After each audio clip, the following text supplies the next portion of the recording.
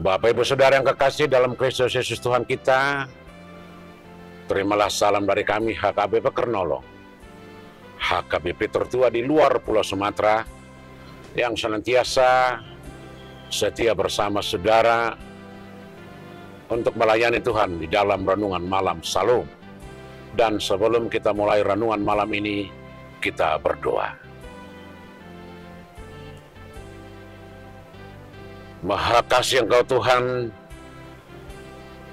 yang memberikan kami sukacita senantiasa melalui nafas kehidupan dan hari yang indah, dan berkat-Mu yang senantiasa mengiringi kami sepanjang hari ini hingga malam ini.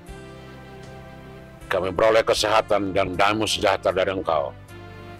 Biarlah semuanya semakin mengajar kami untuk mengerti dan setia untuk mengikut Engkau.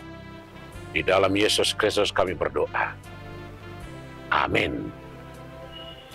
Saudara-saudara, firman Tuhan untuk kita malam hari ini, kita ambil dari kitab Ulangan, pasal yang ke-16, ayat 18 hingga 22, dan ayat pembimbing adalah ayat yang ke-19, demikian firman Tuhan. Janganlah memutarbalikan keadilan, janganlah memandang bulu, dan janganlah menerima suap, sebab suap membuat buta mata orang-orang bijaksana dan memutarbalikan perkataan orang-orang yang benar. Demikian firman Tuhan. Saudara-saudara, sebelum bangsa Israel menerima hukum dan aturan dari Tuhan, keadaan mereka di tengah-tengah pembuangan Mesir adalah tergantung kepada hukum yang berlaku pada saat itu.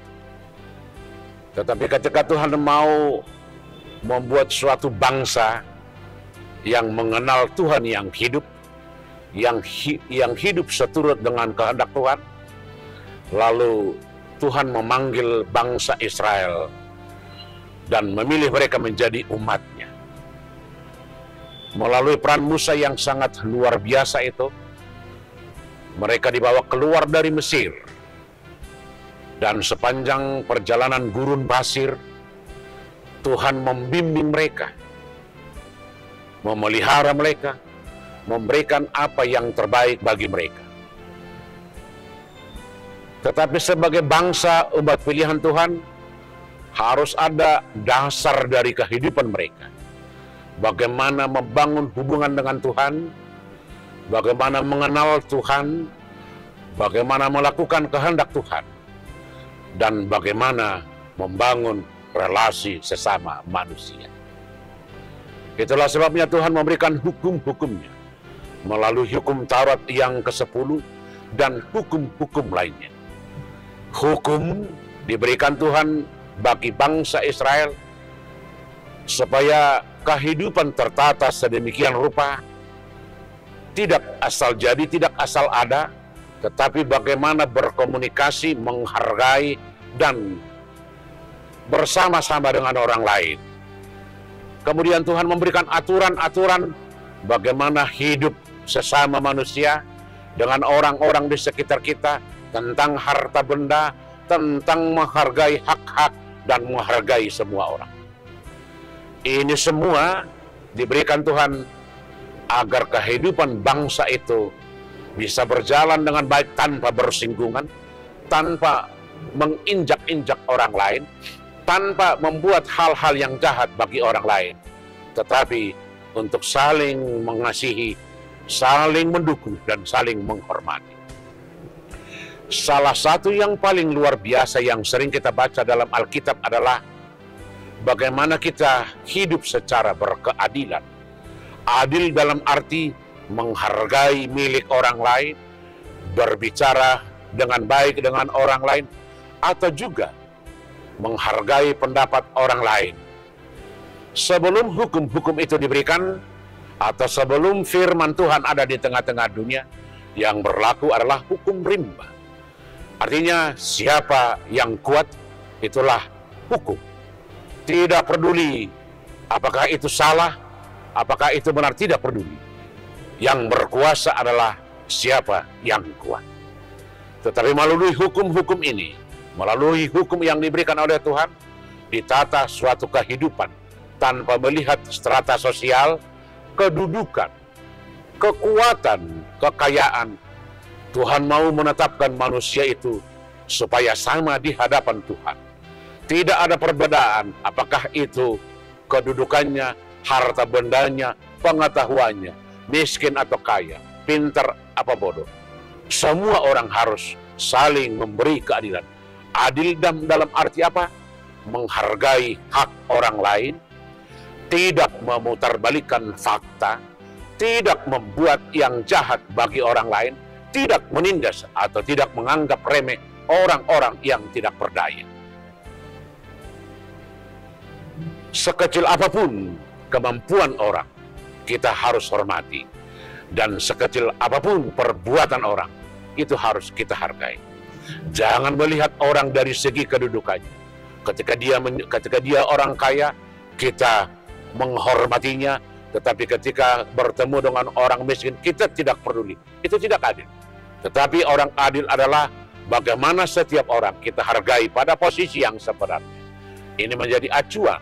Ini menjadi dasar dari hukum-hukum yang diberikan oleh Tuhan kepada umatnya, bangsa Israel. Kemudian ada yang sangat luar biasa. Jangan pernah memutarbalikkan fakta karena untuk memenangkan seseorang, biarpun itu salah. Atau jangan-jangan karena suap.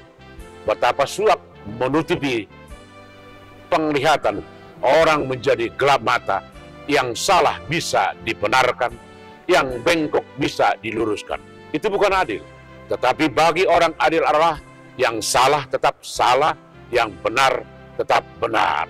Tanpa ada presiden yang lain, tanpa ada keinginan yang lain. Tetapi bagaimana kita untuk bersaksi, untuk mengatakan, untuk menegakkan keadilan itu untuk semua orang. Itulah tuntutan firman Tuhan pada hari ini. Jangan memutarbalikkan keadilan. Artinya, jangan yang baik kita sebut buruk, sementara yang buruk kita sebut baik. Yang benar adalah benar. Katakan ya jika ya, katakan salah jika salah, kata Yesus. Keadilan bagi semua orang. Keadilan bagi orang-orang miskin. Keadilan bagi orang-orang lemah, janda dan yatim piatu. Itu menjadi acuan yang luar biasa yang sering disuarakan oleh nabi-nabi, bahwa ketika kita membela hak-hak orang lemah, orang-orang miskin, orang-orang tidak berdaya dalam kebenarannya, itulah keadilan. Jangan pernah menganggap orang tidak berguna walaupun sekecil apa kepribadiannya, keberadaannya. Jadilah orang-orang yang membela keadilan. Jadilah yang bersaksi kebenaran. Jadilah orang yang menegakkan sukacita dan damai sejahtera di tengah dunia yang sedang bergejolak ini. Hanya Tuhan yang memampukan kita untuk melakukan itu. Amin. Kita berdoa. Tuhan Bapa di sorga, biarlah Roh-Mu yang memberi kami kekuatan untuk menegakkan keadilan bagi semua orang. Kami dapat membela orang-orang lemah dan orang-orang tidak berdaya. Dan demikian keadilan-Mu akan ditegakkan di tengah-tengah dunia ini. Terima kasih Bapa. Hanya di dalam Yesus kami berdoa.